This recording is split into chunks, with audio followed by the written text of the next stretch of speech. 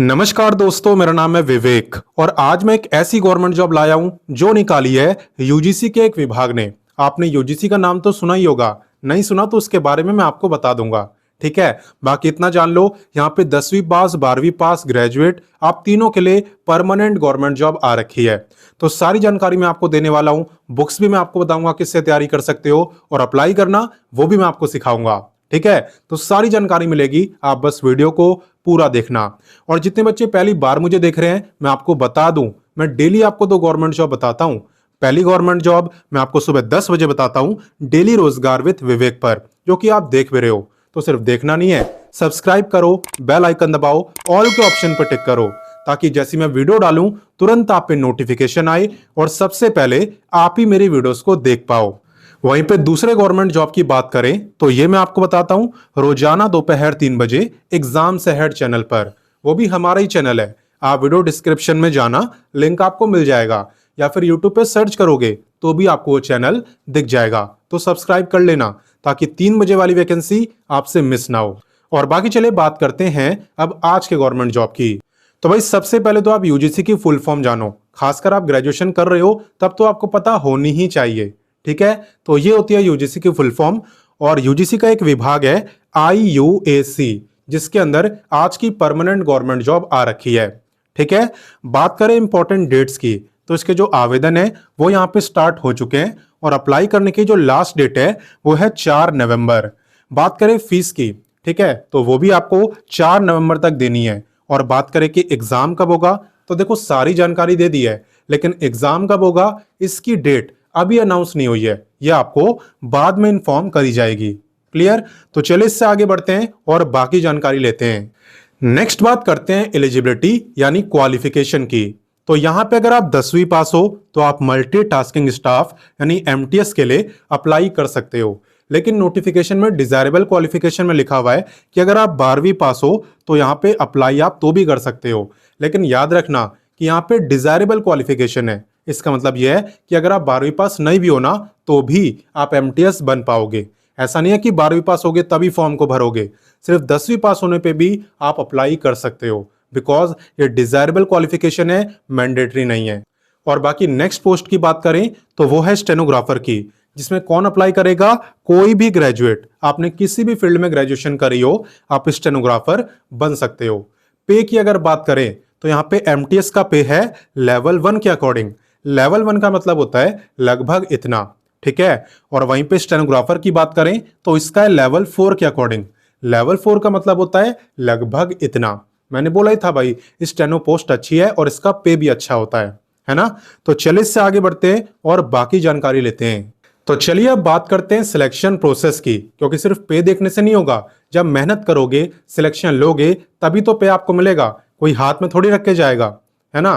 तो यहाँ पे सबसे पहले आपका रिटर्न एग्जाम होने वाला है, जिसके अंदर MCQ टाइप के क्वेश्चन आपसे पूछे जाएंगे। एग्जाम की अगर बात करें तो general intelligence, general awareness, math और इंग्लिश, इन 4 सब्जेक्ट से क्वेश्चन आपसे पूछे जाएंगे।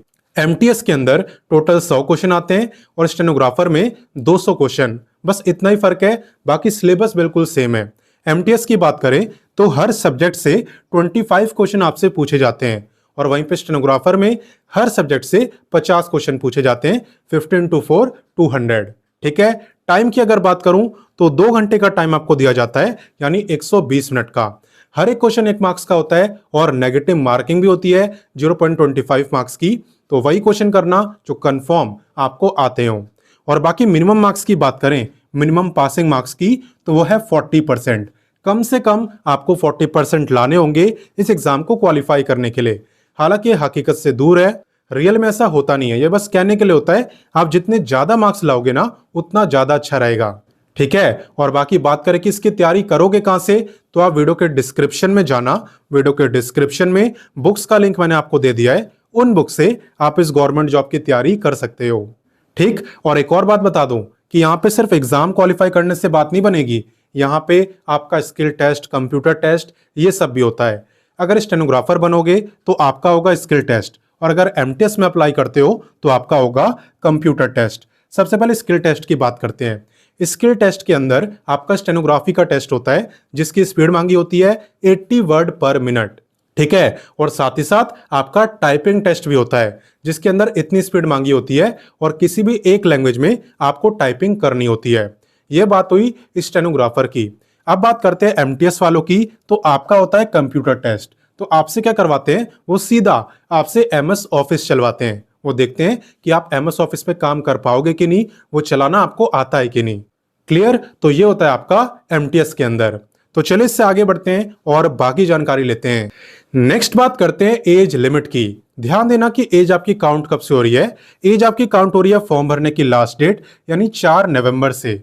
आपको ये चेक करना है भाई 4 नवंबर वाले दिन मेरी जो एज है वो कितनी रहेगी। अगर उस दिन आपकी एज कम से कम 18 साल की होगी ना, तो आप इस वैकेंसी में अप्लाई कर सकते हो।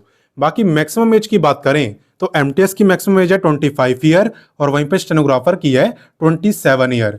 इसके अलावा जो बच्चे रिजर्व कैटेगरी में आते हैं उनको अलग से रिलैक्सेशन मिलता है। किसे कितना मिलता है चलिए मैं आपको बताता हूं।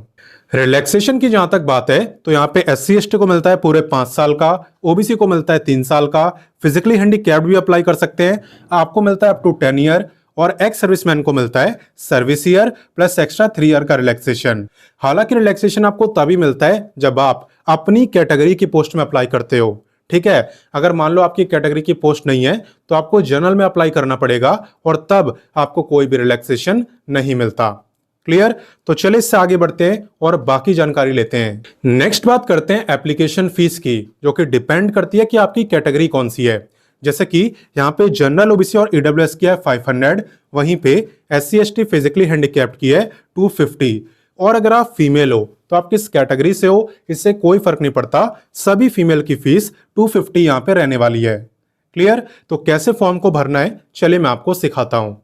देखो, फॉर्म अप्लाई करने के लिए सबसे पहले आपको वीडियो के डिस्क्रिप्शन में जाना है। वहां पे आपको व्हाट्सएप का लिंक मिलेगा और आपको उस व्हाट्सएप से जुड़ जाना है। काफी बच्चे जुड़ चुके हैं। क्यों जुड़ना है? क्योंकि व्हाट्सएप पर ही मैं नोटिफिकेशन, अप्लाई, ऑफिशियल वेबसाइट, ये तीनों चीजें देता हूं। हर वैकेंसी का मैंने व्हाट्सएप पर दिया हुआ है। तो वहां पे जुड़ जाओगे तो उसके बाद आपको अप्लाई लिंक पे क्लिक करना है। अप्लाई लिंक पे क्लिक करने के बाद क्या करना होता है चलिए मैं आपको दिखाता हूं।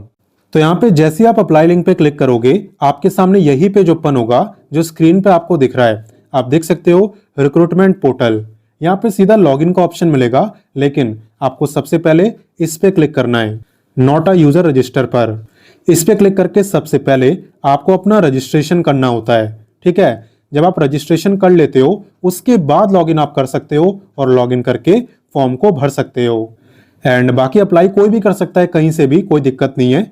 बात करें जॉब लोकेशन की तो वो आपकी रहने वाली है दिल्ली, और इसका एग्जाम सेंटर भी आपका दिल्ली में ही रहेगा।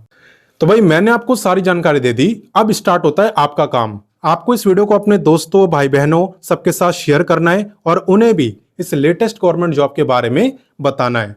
बाकी मैं आपसे मिलता हूं नेक्स्ट वीडियो में फिर एक नई वैकेंसी के साथ। तब तक के लिए अपना ख्याल रखिए। जय हिंद, वंदे मातरम।